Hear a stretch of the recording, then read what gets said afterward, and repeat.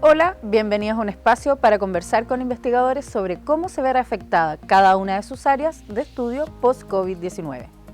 Esto es Más Ciencia, conectados con el mundo. Bienvenidos. En su idea más general, movimiento social es definido como una forma de acción colectiva, no efímera, en el cual un grupo más o menos organizado recurre a acciones extrainstitucionales a fin de promover o impedir ciertos cambios. Para hablar sobre este tema estamos con Simón Escoffier, investigador principal del Instituto Chileno de Estudios Municipales de la Universidad Autónoma de Chile. Tiene una maestría en Sociología de la London School of Economics y un PhD también en Sociología de la Universidad de Oxford.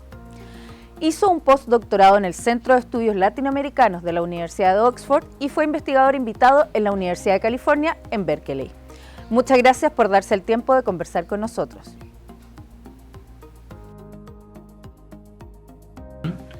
Les agradezco mucho la oportunidad de estar con ustedes hoy día y poder conversar sobre movimientos sociales y en la actual crisis. Los movimientos sociales en tiempos de crisis actúan de manera distinta. La amplia difusión de las nuevas tecnologías permite que se produzcan protestas en línea, peticiones electrónicas y otras formas de interacción. ¿Cómo enfrentan la pandemia en Chile y el mundo? ¿Qué se puede esperar del futuro de los movimientos sociales? Lo primero que hay que decir es que los movimientos han estado demostrando, manifestando una ola de movilización durante los últimos 20 años, desde mediados del 2000 por lo menos. Y hace mucho que los movimientos usan las redes sociales y el internet para amplificar su impacto, para aumentar su impacto. Pese al aumento de las restricciones que está imponiendo, que las cuarentenas de la pandemia están imponiendo sobre la movilización social, los movimientos han seguido funcionando tanto dentro como fuera de los medios digitales. La diferencia es que están usando tácticas más innovadoras, entonces estamos viendo, por ejemplo, que trabajadores de la salud en Bélgica le dan la espalda a las autoridades cuando entran al hospital, o también estamos viendo cómo los activistas se geolocalizan frente al Parlamento para protestar por temas medioambientales. En Chile, las tácticas que hemos estado viendo es, en primer lugar, una disminución de la protesta disruptiva y también de la protesta masiva presencial, lo cual es muy muy esperable. Eso no quiere decir que la movilización haya cesado, pero lo que estamos viendo es, por ejemplo, manifestaciones de trabajadores de la salud, que lo estamos viendo recurrentemente a través de la televisión, tanto en grupo como individualmente se manifiestan o protestan. Manifestaciones también por necesidades básicas en sectores populares, en poblaciones. Manifestaciones también de apoyo y de denuncia a través de cacerolazos en los balcones, y en sectores populares también, y especialmente entre movimientos que tienen organizaciones cuya comunidad es bastante cohesionada, es fuerte. Lo que estamos viendo es mucha ayuda comunitaria, y entonces lo que están haciendo estos activistas son teletones, donaciones, colectas, sistemas de acopio, ollas comunes, muchos de los cuales funcionan como sistemas de denuncia también. Hay también una campaña a través de internet en apoyo a los detenidos en la revuelta social, en el estallido social. Y hay algunos grupos, yo diría minoritarios, pero de todas maneras existentes, que están haciendo trabajo constituyente y que seguramente son grupos que tienen pretensiones institucionales en el futuro y que son de clase media y media alta.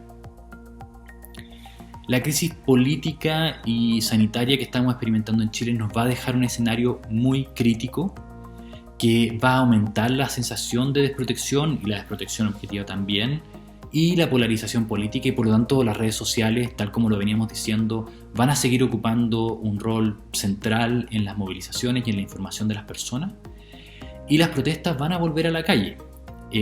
Lo más probable es que cuando termine la pandemia o cuando las cosas, el distanciamiento social se relaje, veamos nuevamente en las encuestas altos niveles de apoyo a la continuación de las protestas, tal como lo veíamos en diciembre del 2019 y en enero de este año. Y la capacidad de esas protestas para avanzar hacia un país más democrático van a depender de la cohesión de los partidos de la oposición y también de que el proceso constituyente sea un proceso propiamente democrático, propiamente inclusivo. También vamos a ver en este contexto de precarización y de alta movilización, vamos a ver la aparición o la reaparición de movimientos de contraprotesta, en este caso movimientos de ultraderecha que seguramente van a estar apoyando, conectados de alguna manera con la campaña por el rechazo. Ironías de la globalización. Por primera vez en la historia, toda la humanidad está confrontada a la misma crisis en el mismo tiempo. En un mundo globalizado, todos los estados en condiciones desiguales se ven obligados a enfrentar la pandemia del coronavirus o COVID-19. ¿Qué elementos sociales y culturales definen una u otra forma de actuar? Gracias por la pregunta. Algunos medioambientalistas esperan que esta crisis sanitaria genere una conciencia global nueva que nos cohesione en contra del calentamiento global. Yo no pienso que en realidad eso suceda. Más bien me parece que la pandemia va a destacar las diferencias, va a empobrecer a los países más pobres que ya no podían sumarse a tratados internacionales para paliar el calentamiento global, por ejemplo, y posiblemente va a debilitar el bloque occidental que agrupa a Estados Unidos y a Europa. Como tú dices, es verdad que hay diferencias en cómo reaccionan las sociedades a la crisis. Obviamente, sociedades más desiguales y con amplios grupos históricamente empobrecidos, excluidos, sufren más de la pandemia. Hay algunos lugares como Estados Unidos y en Chile en los cuales hemos visto protestas disruptivas en los últimos meses. Estados Unidos las ha visto más directamente durante la pandemia y en Chile también estamos viendo algunas protestas disruptivas y también violentas durante la pandemia. Y estos casos combinan varios factores que son los factores tradicionalmente usados o pensados para casos como estos, de una alta sensación de vulnerabilidad por la falta de confianza institucional, interpersonal, también por la desprotección social que viven las personas, por ejemplo, los grupos afroamericanos en Estados Unidos y también las personas aquí en Chile, y también la violencia policial desmedida.